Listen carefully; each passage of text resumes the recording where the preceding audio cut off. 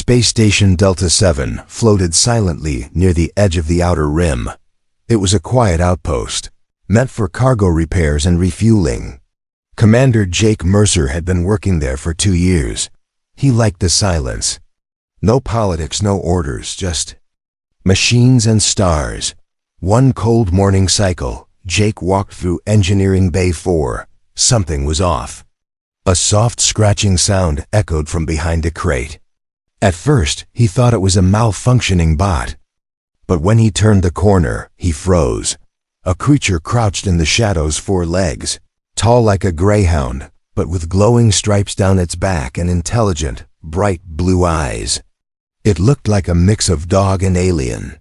Its ears twitched when it saw him. Jake took a step back. What the hell? The creature didn't growl. It didn't run. It just stared. Jake raised his cum. Security, we have a... Before he could finish, a strange sensation filled his head. Like a whisper. But from inside. Please don't. Call them. I mean no harm. Jake blinked. He looked around. The voice wasn't from the cums. It was in his mind. Did you just talk to me? He whispered. The creature stepped into the light. Its fur shimmered like moonlight. It sat down calmly and tilted its head. Yes, I'm not here to hurt anyone. I'm just lost. Jake lowered his cum slowly. His heart was racing, but he didn't feel danger. In fact, the voice was gentle, almost scared. Who what are you? I don't remember everything, the voice replied. I woke up in a broken pod. I think I was fleeing something. I don't know who I am, but I'm tired and hungry. Jake looked at her. He wasn't sure why he thought her, but it felt right. You got a name? The creature hesitated. Then, call me Luna. Jake sighed. All right, Luna, you're lucky I found you first. Anyone else would have spaced you without a second thought. He grabbed a leftover protein bar from his tool. Belton tossed it toward her. Luna sniffed it, then devoured it in seconds. Her tail wagged slowly, like she was unsure if it was okay to be happy. Jake sat down on the floor, just a few feet from her. How did you get past the sensors? I moved. Quietly, she said, her voice softer now. I didn't want to be seen. Jake studied her. Her paws were singed, like she had walked over hot surfaces. Her breathing was steady but tired. She was a survivor. You're not just some lost pet, Jake muttered. No, she replied. But I'm not a threat either. Over the next few hours, Jake brought Luna water, food, and even a blanket.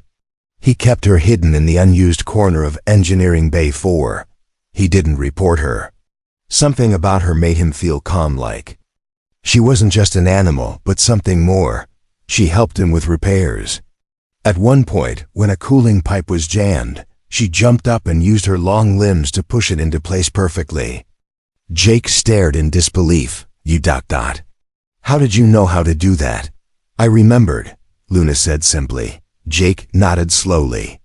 Okay, Luna, you're not just a stray. You're something special.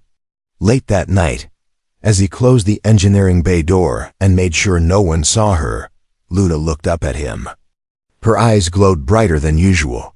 Thank you, Jake. You didn't have to help me, but you did. He shrugged. I've seen enough war, enough death. I'm done following orders that kill anything we don't understand. She tilted her head again, smiling somehow with just her eyes. Then she said something that sent a chill down his spine. We're bonded now. Jake, that means something. Jake didn't sleep much that night. The next few days aboard Station Delta 7 felt different.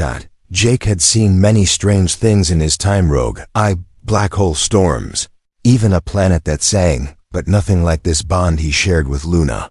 It wasn't something he could explain. It was silent, invisible, but real. He didn't just hear her thoughts sometimes, he felt her emotions. Calm, fear, hunger, trust. Especially trust. No one else knew Luna was hiding in Bay 4. Jake made sure of that. She stayed out of sight during Inspections moving with strange grace through air vents and shadows. But at night, she waited for Jake to return. She knew the exact moment his shift ended. One evening, Jake returned late after dealing with a broken cum relay.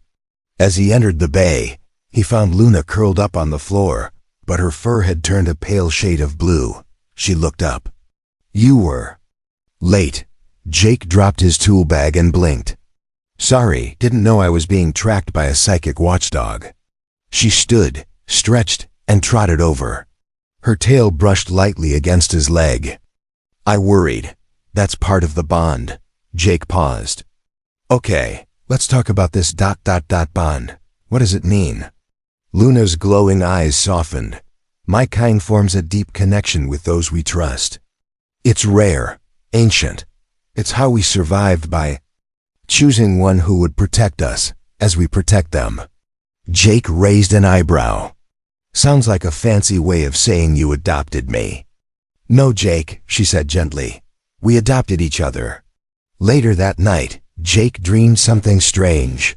He was running not in space or on a ship, but in a forest lit by twin moons. Luna ran beside him, faster than light, laughing without sound. Trees whispered, and stars pulsed like heartbeats. He woke up sweating. And somehow, Luna was already there, sitting by the bed in his quarters.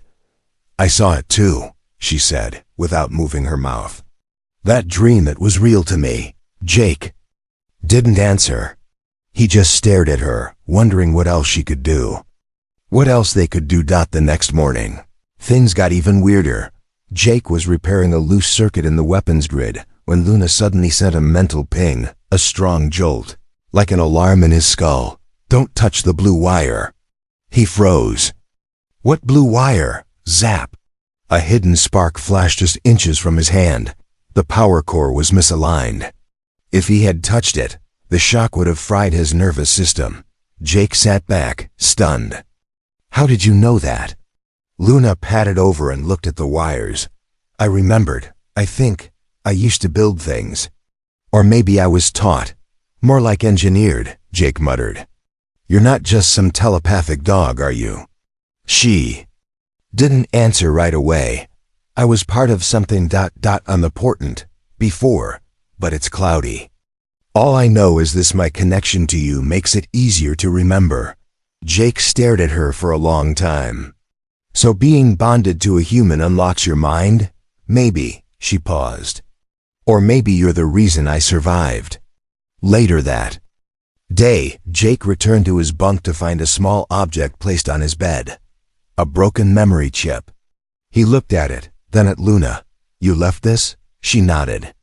"I found it near my escape pod before I came here. I think it belongs to me, or it holds what I forgot." Jake sat down with a soldering kit and began to work. Luna watched silently.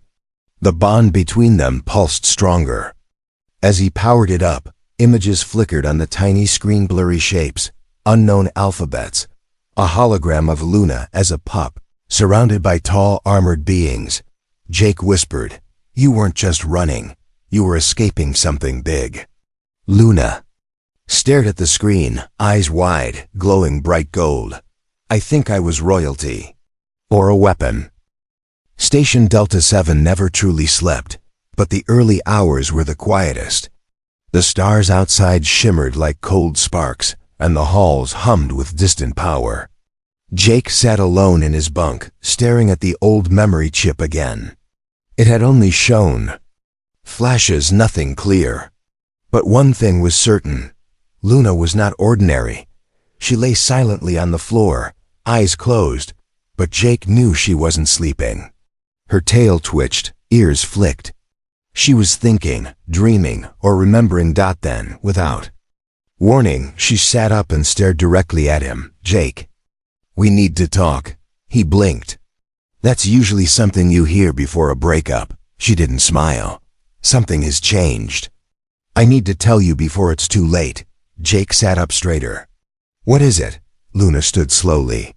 Her fur had shifted again, this time glowing softly pink around the chest and belly. It had never done that before. I'm pregnant, she said in a calm voice. And they single quotes yours. Jake's brain stalled like a broken engine. What? You heard me, she said, stepping closer. I'm carrying hybrids. Our bond triggered it. Jake rubbed his face. We've never even, how is that even possible? My species doesn't create life through physical means alone, she explained. When two minds fully connect, when trust is deep enough, it becomes a path for creation. We call it a soul match. Jake's mouth fell open. So, you're saying our thoughts made puppies? Luna nodded. They're forming inside me now. I felt it last night. The first heartbeat, then more. They grow fast. They'll be born in days, not months. He stood and backed away, not in fear but in disbelief. This is insane. I'm not even your species. And yet, here we are. Silence filled the room. The only sound was Jake's breath. He paced in circles, then looked at her again. Do you feel okay? Luna nodded slowly. Tired, but not sick. They're strong. And they're different. Jake narrowed his eyes. Different how? They don't feel like me. And they don't feel like you. They're new. He sat down hard on the floor. Okay, so I'm a father to alien dog psychic babies. Great. What do we do now? We protect them. Her tone shifted, firmer. Jake, once others learn about this, they'll come. For us, the Galactic Council, the Breeders' Guild, even pirates. No one has ever seen a bond like this between human and Luvari. Luvari, Jake repeated. That's your species? Yes, we were rare even before the war. Now I may be the last. And these puppies, they're the future. Jake leaned forward, locking eyes with her. Then we'll protect them, no matter what. For the first time in hours, Luna smiled. But just then, the station lights flickered. An alarm chirped softly. From Jake's come, unauthorized ship docked. Unknown ID. Jake jumped to his feet. Damn it, we've got company. Luna growled low. They're here for me. Jake grabbed his jacket, checked his blaster, and turned to her. We move now. Bay 4 still has that old maintenance pod, right? Yes, she said. But I'm not as fast as before. You'll have to help me. He nodded, already heading for the door. Then stick close. If we're really having kids, they deserve to live. She followed him into the shadows, her glowing fur now flickering in patterns Jake had never seen before, like starlight warning of a storm. The maintenance pod shot out from Station Delta 7 like a pebble flung from a slingshot. Its old thrusters coughed and sputtered, but Jake didn't stop. He gripped the controls, sweat dripping down his face, while Luna lay beside him in the cramped cabin, her eyes half closed, belly glowing brighter with each pulse. They had escaped barely, but they hadn't gone far. The pod's radar lit up like a firework. 6 ships, sleek, silver, marked with the black triangle crest of the Galactic Genetic Council. Jake cursed under his breath. They found us faster than I thought. Luna opened her eyes, weak but alert. They must have been tracking me since the crash. I hoped I lost them. Yeah, well, they're here now, Jake muttered. A sharp ping echoed from the pods. Console, an incoming transmission. Jake accepted it. A pale alien woman appeared on the screen. Her skin was smooth like marble, and her eyes were cold, colorless voids. She wore the Genetic Council symbol like a crown. Human, she said. Voice sharp like broken glass. You are in possession of a class of genetic aberration. You will surrender it immediately. Jake raised an eyebrow. You mean Luna? She's not an object. And she's pregnant, in case your sensors missed that. The woman didn't blink. Exactly. That's the problem, Jake scoffed. She's a living being, so are the kids. What's the issue? The councilwoman narrowed her eyes. Interspecies psychic bonding is forbidden under galactic law. Luvari, hybrids are unstable. Dangerous. Their minds can collapse entire networks, disrupt AI systems, or worse. Learn to evolve past containment. Jake folded his arms. Or maybe they could save lives, change the galaxy for the better. You don't know what they'll become. And we're not willing to find out. Jake felt his heart pound. I'm not giving her to you. The councilwoman didn't argue. She simply said, then prepare to be erased. The screen went dark. Outside, the 6 ships moved into position. Inside the pod, Luna struggled to stand. Her legs shook. Jake, they're ready to fire. I can feel their intent. Jake looked around the pod. No weapons. Barely any shields. They wouldn't survive a blast. But then, Luna did something strange. She placed her paw on the control panel. The lights flickered. The radar distorted. Luna, what are you? Let me help. I still remember. Pieces. I was built for more than bonding. I was a prototype. Jake's eyes widened. Prototype for what? For war. Suddenly the pod systems changed. Controls reprogrammed themselves. The pod's skin shimmered with new light. It wasn't just a maintenance pod anymore. It was becoming something else, faster, smarter. Outside, the council ships charged their weapons. Inside, Luna growled low, and the pod pulsed like it had come alive. They want to erase us, Jake. Then let's show them we're not afraid. Jake gripped the controls. You read my mind. The first council ship fired. Jake twisted the pod, and with Luna's help, it moved like lightning beyond normal speed. The beam missed them by meters. He shouted, we need cover. Anything nearby? Luna blinked and sent an image into Jake's mind. A small moon, not far, with old mining tunnels beneath its surface. Jake nodded, plotting course. They shot forward, dodging blasts. Luna began to tremble, her body glowing brighter. They're coming, she whispered. The puppies. I can feel them. Jake looked at her in shock. Now, soon. They reached the moon and dove into the canyons. The council ships followed, but couldn't match the pod's sudden sharp movements. One by one, they lost line of sight. Jake landed the pod near a broken mine shaft and activated a cloak system. Luna had reawakened. Silence. Only their breathing filled the dark pod. Jake crouched beside her. We're safe. For now, Luna smiled weakly. Jake, they're almost ready. And they know you. They feel your thoughts already. Jake swallowed hard. Tell them I'm scared. But I'm staying. The air inside the pod had turned warm and heavy, pulsing with quiet energy. Luna lay curled near the rear wall, breathing slowly, her fur glowing like soft fireflies under her skin. Jake could feel it, the pressure, the tension, the life inside. Her growing fast, but peace never lasted long. The pod's sensors buzzed. Jake looked at the screen. No, not again. One of the council ships had returned. Just one, but enough to destroy them both. Luna opened her eyes. They tracked us. Through the psychic link. I'm sorry. Jake clenched his fists. No time to be sorry. Time to think fast. He checked the power levels. Low. Weapons? None. Engines? Running hot. Shields? Fading. It was hopeless.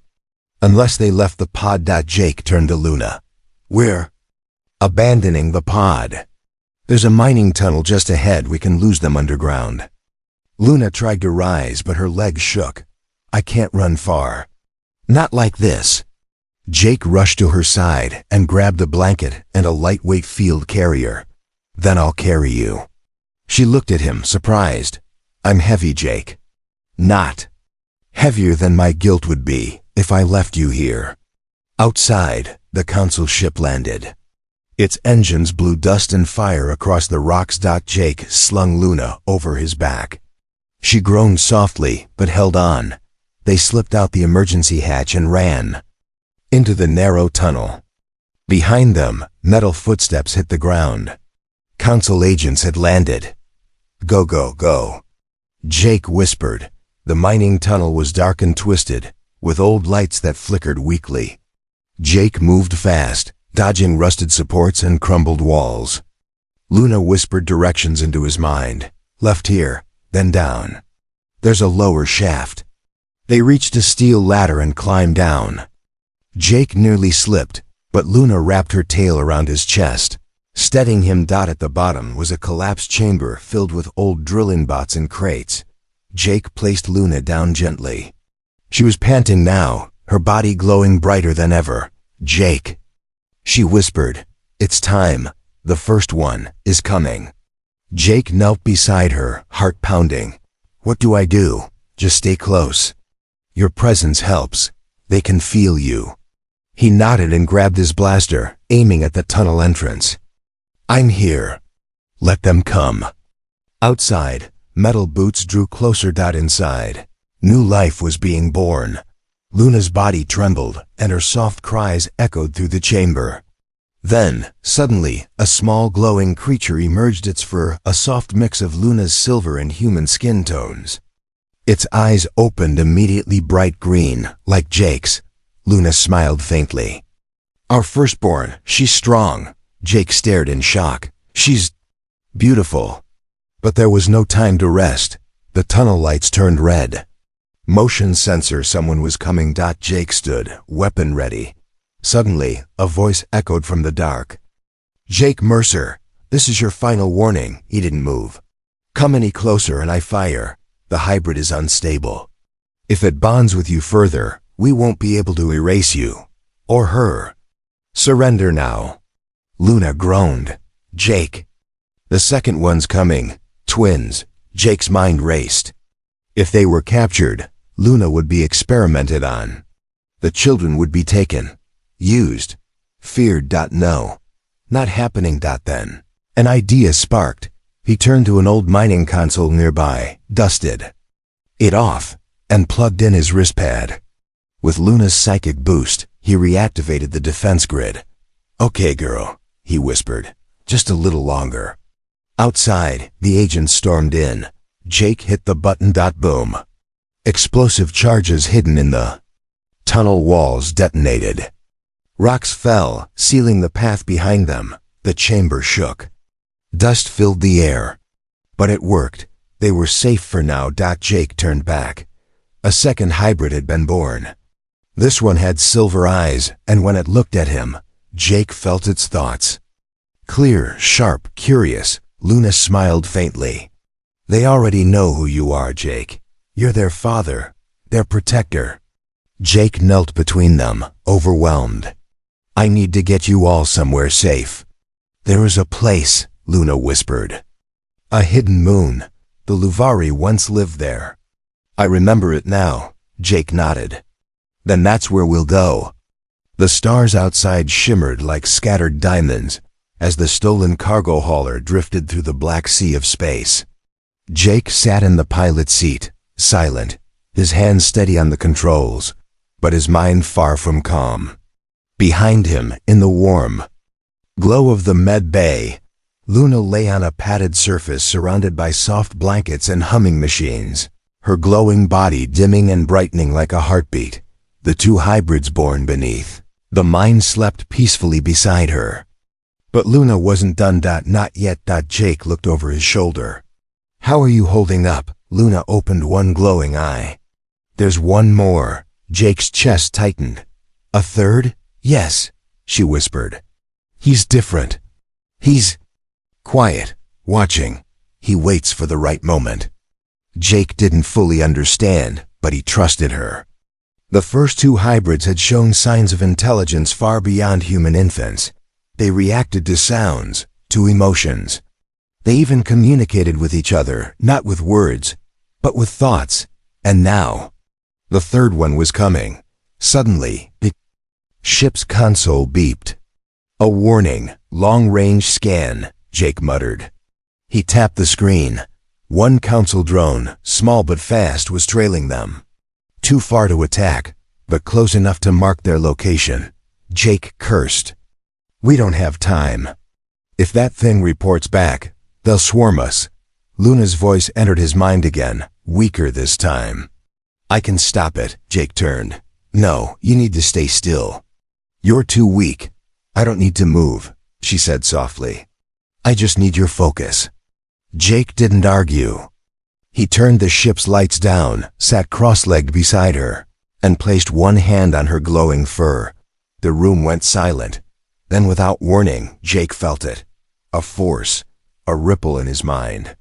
As if something deep within him had unlocked. Luna's. Thoughts flowed through him like a river strong, calm, guiding. Then beyond that, he felt something reach outward, past the ship. The drone miles away froze in space.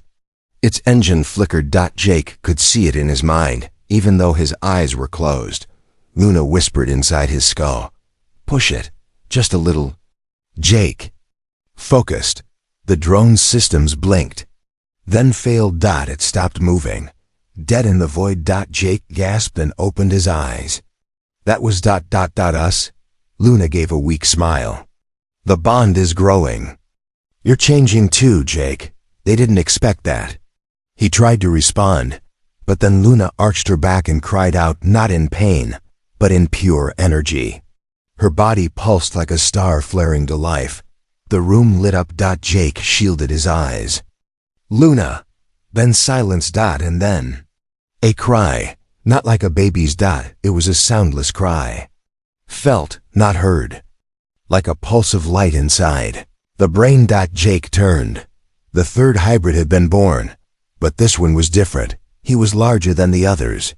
His fur shimmered in multiple colors, shifting as he breathed. His eyes were closed, but glowing through the lids. As Jake approached, the newborn turned toward him without seeing. Jake stopped in place. Inside his mind, a calm voice echoed, "Hello, Father." Jake staggered back. He's speaking already? Luna nodded faintly. He is the echo. The memory of both of us. He will lead them one day. Jake dropped to his knees beside the newborn. What is he exactly? Luna closed her eyes. He is the first of the next step, not Luvari. Not human, something new. Something the galaxy isn't ready for. But needs. Jake sat beside her, one hand resting on the glowing third child. His heart raced. This wasn't just survival anymore. It was history. A new chapter for two species, no, maybe for all species. Then, from the silence, the third child's. Thoughts entered Jake's mind again. They are coming, Father. We must leave soon. Or be ready to stand. The hidden moon Luna had remembered was real, just as she had described it in her dreams. It orbited a dead planet in the unmarked zone, untouched for centuries. No patrols, no satellites, no signals. A perfect place to hide. Or begin again. Stood at the edge of a tall cliff, wind brushing through his hair as he looked out over the green-blue forest stretching far below. It didn't look like the cold, dark places he knew in the galaxy. This place felt alive. The air was clean. The sky burned with two suns. And most importantly, no one had found them. Not yet. Behind him, in a small shelter they had built using the ship's scrap, Luna lay resting with the three hybrids curled beside her. They had grown faster than any human or alien child should. In just 2 weeks they were walking, thinking, learning languages, reading Jake's thoughts before he could speak. The third one, the one they called Echo, was the most advanced. He didn't just understand things. He questioned them. One evening, as Jake cooked food over a small fire, Echo sat beside him in silence. Then, without turning his head, he asked, "Will they ever accept us?" Jake stopped stirring and looked. Into the flames. I don't know. Humans fear what they don't understand. Aliens do too. Echo blinked. Then we must help them understand, Jake chuckled. You sound a lot older than you look.